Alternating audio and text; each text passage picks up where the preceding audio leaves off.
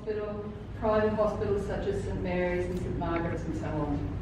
They all played a part in Maryborough's history and in reality are worthy of discussion, but this talk, however, will concentrate on the public hospitals of Maryborough.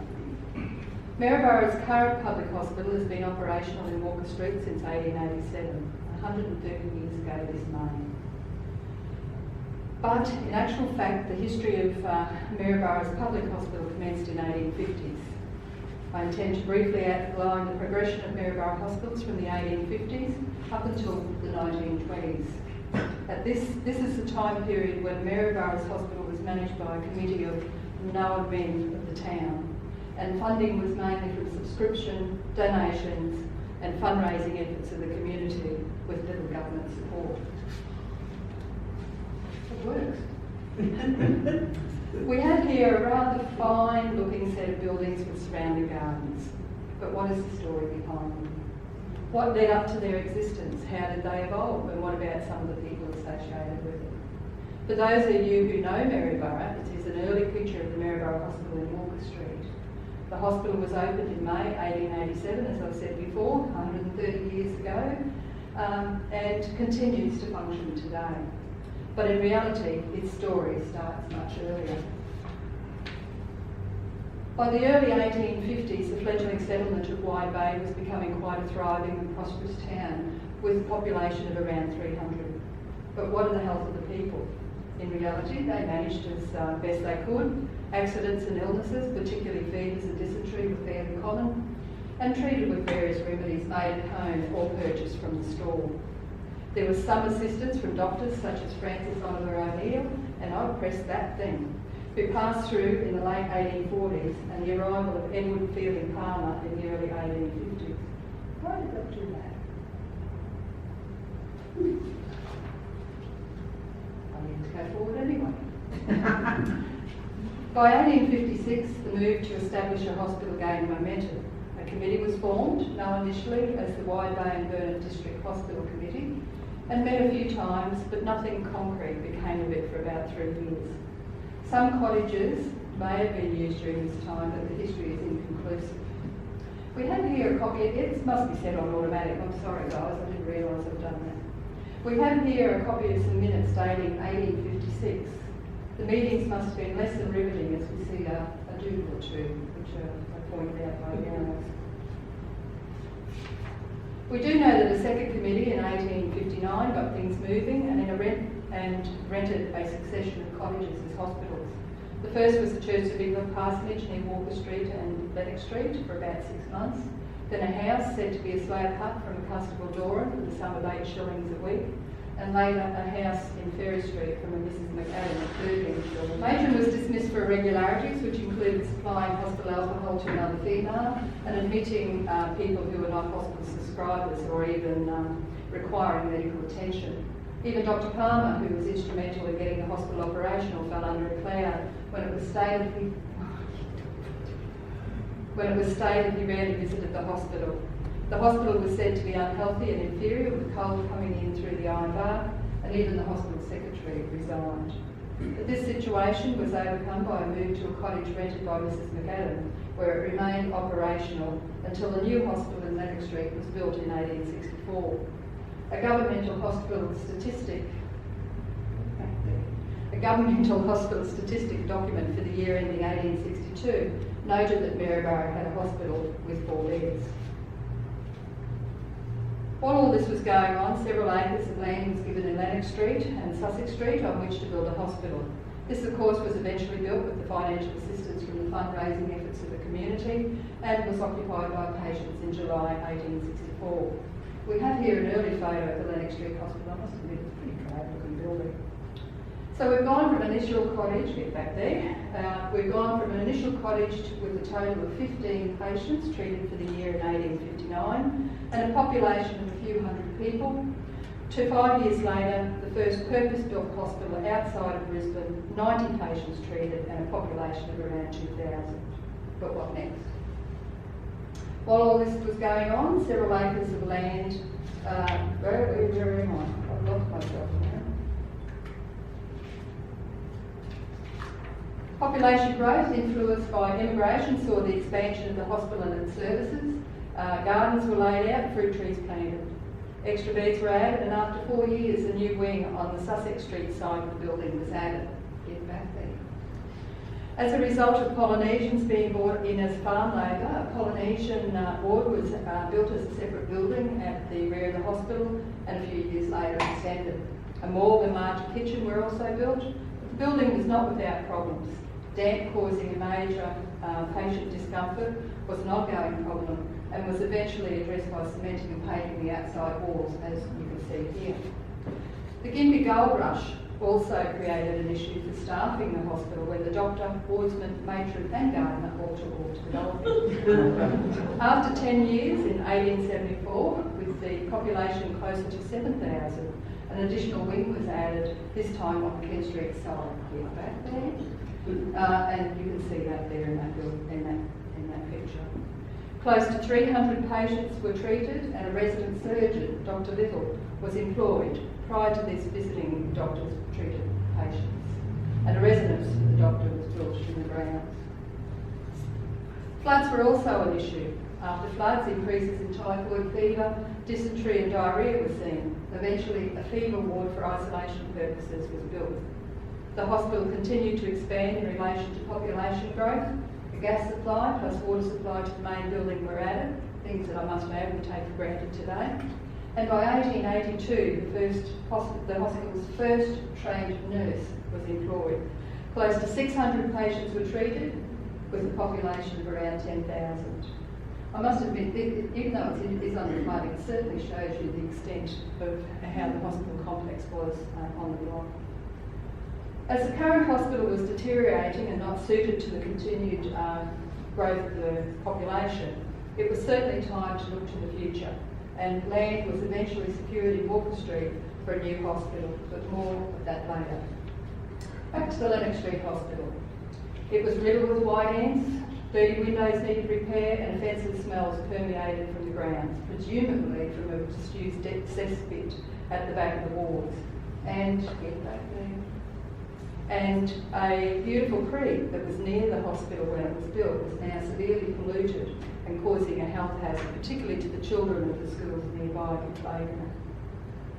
We have here a page from the record of deaths at the hospital in 1875. Note the number of deaths from gastrointestinal diseases such as diarrhoea, dysentery and typhoid. Get back there.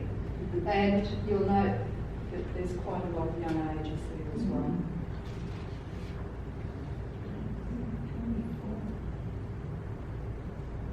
1881 saw the arrival of the railways, and this was also to have an impact on the hospital, but probably not in the way that you would think. The line was put through to the wharves in Wharf Street and across Lennox Street near the hospital gates. This was reported to cause concern as the trains frightened the horses and upset the patients. For those of you who know Maryborough, you will know the area as it is where you exit the Woolies car park into Lennox Street. So in reality, today, this is the Woolies car park area.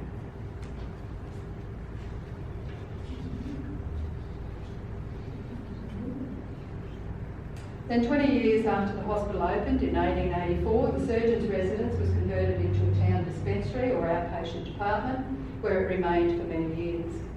And here's a page from the outpatient register of the day. And again, note the high incidence of gastrointestinal diseases and the younger ages.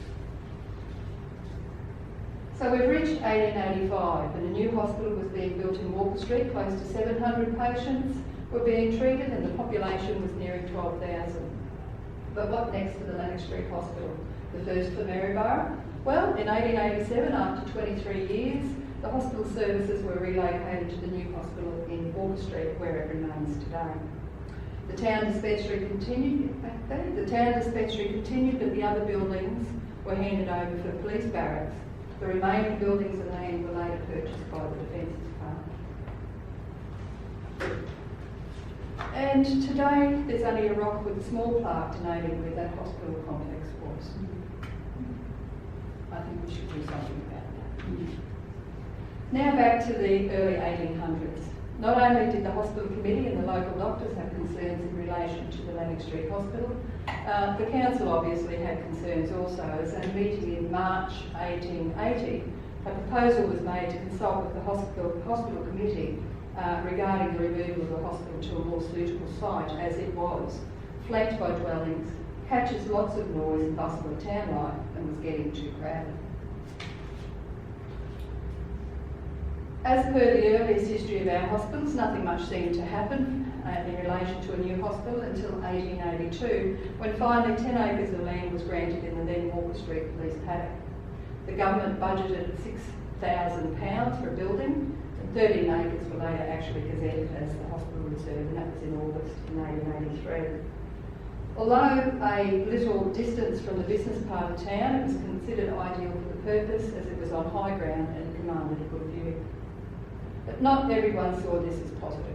Opposition on the basis of it being too far out of town was the main concern. Dr. Ward, a previous hospital surgeon, was one to oppose the new site. His main concern, in a letter to the editor in October 1883, he wrote, "Have you noticed the absurd idea of removing the hospital to the police paddock?" His main concern was for patients with compound fractures of the legs, which he stated were usually sustained in the sawmills and on board ships. Fancy the poor devil being carried in on a rough van over rough roads for 2 miles. His next stop would be the cemetery. Why not take him straight there? It'd be closer.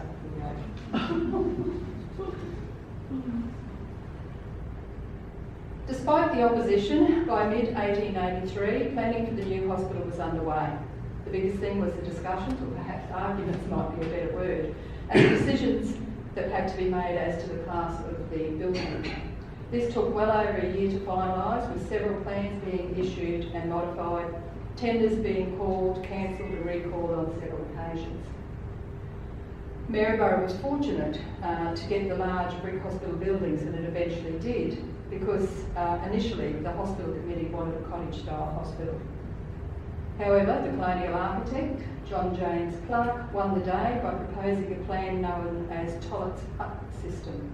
Now, Tollet was an eminent French hygiene expert who promoted the idea of cleaner, more hygienic hospitals by removing them to suburban areas, providing good ventilation and sunshine into the buildings, and isolating each ward or group of wards from the rest of the hospital. We have to remember that hospitals tended to be quite unhygienic in those times, so this idea had merit for the community. The initial plans based on this principle, that is, a series of detached one-storey hardwood buildings, were received from Mr. Clark in December 1883. This then was the beginning of 9 months of debate about bed numbers. The plans had 60 beds, whereas the current hospital had 75. Concern about being a wooden structure and the type of wood to be used, the potential danger of white ant infestation, whether to have a lying-in ward, the initial plan was said to have one, the veranda size, to name a few. Eventually, in August 1884, the Mayor called a public meeting to consider action regarding the hospital committee, accepting a wooden structured hospital in lieu of brick. A single-storey wooden hospital was in reality considered below the dignity of the town. Okay. So, after much political pressure, the wooden structured idea was abandoned. Fresh specifications and plans drawn up, yet again, and yes, brick won out. Because it was to be brick, the hospital committee determined that it had to be a substantial 2-storey building, not on the lines of the original plans. And here are the plans. Note that the buildings would occupy the whole of the frontage from one side to another.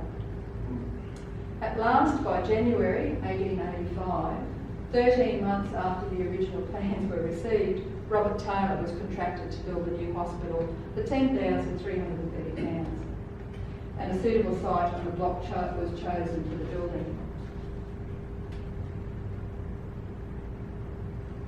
Don't get too excited, folks. At this point, let me introduce Dr. Henry Croker Garden. Now, HC had been the hospital's resident surgeon since 1884. He was well respected in some areas, but was also known for having a prickly personality. But during the final planning stages of the new hospital, he'd been overseas on extended leave, hadn't he? And so on his return, he was obviously keen to visit the site and to review the plans. After the review and site visit, he raised concerns about the west-facing aspect of the hospital buildings as being opposed to the comfort and well-being of future patients. The hot sun being fatal to patients was one of his quotes. The eventual result was the change of the aspect of the wings or wards to the right angles to the main building, the whole block then forming a quadrangle. The verandas to be wider and the wings to be closer to the main building. Thus, we have the layout, for those of you who know Maryborough Hospital will recognise, with the centre block in the centre there, kitchen behind it, and the ward wings at each side at right angles. Meanwhile, as all the planning stuff was happening, things were progressing at the new hospital site. Stumping and clearing, trenching and fencing had been undertaken, a caretaker engaged to look after the grounds and the fences, and even a cottage was built for him, and he was also allowed to run a few head of cattle in the grounds. An ornamental fence erected with iron gates, built by the local firm Walkers, which I might add were later vandalised in June 1884, and plants and shrubs were planted, many of which were made available from various botanical gardens throughout the colony. So later, when the hospital was eventually opened, its gardens were in an advanced state and were a major feature of the grounds for many years to come. At last, the foundation stone was laid on the 15th of April 1885 with quite a bit of pomp, which commenced with a procession down through town with bands, various groups and societies to the new hospital site. It culminated in lots of speeches and laying of the stone by the Premier S.W. Griffiths. Now, within the cavity under the stone, there's a sealed casket which contains some coins of the realm, a copy of the 3 local newspapers of the time, which were the Maryborough Chronicle, Colonist and Wide Bay and Burnett News, as well as a document which listed the dignitaries who were present, the names of the hospital committee, surgeon, honorary surgeons, architect, contractor and clerk of works. There was no mention of matron. We have been unable to sort, we haven't been able to sort any photos, so if anybody's got any photos of the opening or laying of the foundation stone, we would appreciate them. But this here is a shot of what is believed to be the foundation stone under the main centre block of the hospital building.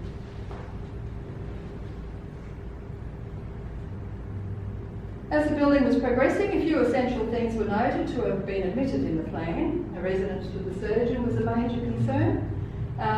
And caused a great deal of discussion in regard to costs, not to mention the plans of the house, which Dr. Gard indicated that the plans were less than ideal. The word barn was used. He set about then making adjustments to the plans, and that's what you see there. Stables and coach house were also required, Dr. Gard's input again.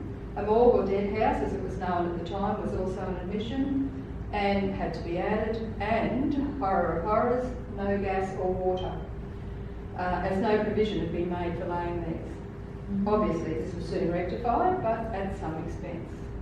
By January 1887, and after a few identified and rectified issues with shoddy workmanship of the new buildings, a few minor things like sashes falling in, railings fallen down, balustrades being unsecure, the Colonial Secretary declared the new hospital building well and fairly built. By this stage, the actual costs of the building with the additions were blown out from the original quote of £1,330 to £13,000. And of course, the buildings had to be furnished. So along with the government subsidy and with the thanks of donations of Miss Janet Melbourne, one of Maryborough's well-known and generous benefactors, and representatives of the Sim Memorial Fund, the Sim family being well-known sawmillers at Dundafu, plus being associated with the hospital committee, the furnishing of the wards was carried out in, I quote, a tasteful as well as most comfortable manner. The 2 wards were named after each benefactor and were marked with suitable marble plaques, as you see here. They can be seen in the hospital museum today. The hospital hospital was officially opened on Friday the 28th of May 1887, and similar to the foundation stone laying, was carried out with much pomp and ceremony. A procession said to be half a mile in length passed through the town and up to Walker Street to the hospital, with an immense crowd also marching alongside. The outsides of the new buildings were also decorated with flags and evergreens, and there was a large sign over the entrance of the main building which read, "Welcome, God bless our Queen, and prosperity to all." I might mention it was Queen Victoria's Jubilee year also. After the official opening ceremony, dancing took place in the West Wing. The Women's Temperance Union had stalls on the kitchen veranda and apparently did a brisk trade in fruit, cakes and refreshing drinks. Whilst at the back of the building, Mr Evans Brown set up a prosperous branch in the Globe Hotel. Sports in the manner of various races such as obstacle, potato and animal were also held, some causing great merriment. A formal dinner was also held in the West Wing as part of the opening celebration, which were combined with the Queen Jubilee celebrations. Within a week or two of the official opening then, patients were transferred from the Lennox Street Hospital, with a total of 667 patients being treated over the next 12 months. 442 of those were inpatients. There was obviously great pride in the new hospital, as a statement from the June 1887 Maryborough Hospital annual report says. Maryborough now has the satisfaction of knowing that she possesses a hospital complete in every necessary detail and second to none in the colony. Only one wing and central block of buildings are at present occupied, and all will join in the earnest wish for the necessity of occupying the remaining wards may long be spared us. Now I have to point out that the centre block is on the right there, the west wing here on this side. Those two blocks plus part of the original surgeon's residence is all that's left on the current site in Walker Street. The wing referred to in the report as being occupied was on the other side of the centre block, and the upstairs was used for females, downstairs for the men. The matron and the nurses were housed on the top floor of the centre block. I kind of like that flavour, it's nice. The hospital's annual report in July 88, which covered the first year at Walker Street, gives an indication of hospital staffing and pay at the time, with the surgeon receiving £450. It just received and requested a pay rise. The secretary £150, matron £100, dispenser £100. They had 3 nurses that got £40 each. This thing's going to play up again. A housemaid £30, wardsman £45, caretaker and gardener £72 per annum. Kind of don't like the idea that the caretaker gardener got £72 and the nurses only got 40. Nurses too at last were to be provided with uniforms, with the hospital committee allowing the matron £2 each nurse per year to provide a uniform. Unfortunately, matron's choice of uniform was not to the liking of at least one of the committee members, as comment was made about the funereal look of the dresses just provided for the nurses, as they consisted of black with white caps, with bands of crape hanging down the black back. They looked anything but cheerful, we quoted. An addition to the hospital came about in 1889 in the form of the South Sea Island Award. The Pacific Islander Hospital at Tanana closed in late 1888, and several of its buildings were relocated to the back of the hospital grounds for Islander use. This island award remained until 1901, when it had to be dismantled due to white ant infestation, which I kind of think supported the idea of having a hospital built in brick.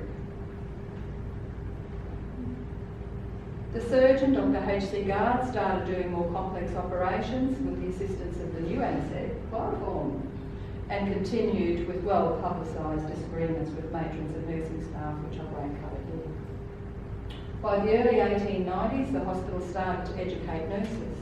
When the nursing regulating body, the Australasian Trained Nurses Association, was established in Queensland in 1904, Maryborough Hospital was soon after accredited as a training school for nurses by 1906.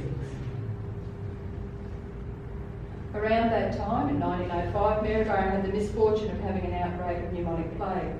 My only comments on this is in relation to this photo. which can be dated to around April 1905 and shows what would have been the total nursing staff of the hospital at the time. Within a couple of months, two of those nurses died as a result of the disease, and one other survived a mild form of the disease. It was the only time that I believe that Maryborough Hospital was closed to the public, its services being temporarily relocated to the then reception house in Albert Street. Quite a bit of furniture and other effects of the hospital had to be destroyed and replaced at additional expense to the run of the hospital. An important addition to the hospital came about in 1908 when a children's ward was added. Prior to this, children were nursed with the adults, with at least 50 kids being hospitalised in the previous year. A section of the upstairs ward was used, of course, it was the eastern wing, because that was the only one in use at the time. 6 cots with red marble top lockers were provided as part of the furniture. I'd have to have seen those lockers. Around 1909, some modifications to the wards in the form of dining rooms for the patients was undertaken. As in the past, patients had to have their meals on the veranda, exposed to the heat, wind and rain. More surgical operations were now being performed, 136 in 1913, many of a serious nature according to reports. And with advances in sterile techniques, it was obvious that a new operating theatre was required. This was built as an extension to and modification of the original one in the centre block. Dr. Gilby Brown. When Dr. Brown commenced as resident surgeon in June 1918, the hospital management had been in some disarray, particularly as a result of Dr. H.C. Garland, who by this time had been associated with the hospital on and off for around 35 years, and who was causing so much grief that he basically had been forced to resign by the committee. A new era dawned. About this time, electric lights were installed, a new infectious disease block was built, and under Dr. Brown, an X-ray plant that had previously been underutilised was now in full operation. A bacterial laboratory was commenced, and at his request, a special staff member was employed to run the lab and the X-ray. A new modern operating table purchased, and more up-to-date surgical instruments and supplies were also purchased. He changed an outdated, cumbersome patient record system to a more efficient card system. He was a supporter of nurses and lobbied for more to be added. That's why I like Gilby. And the West Wing that had not been fully utilised since the hospital opened was converted to accommodate the growth in nursing staff and domestic staff. The workload in the hospital grew from treating 750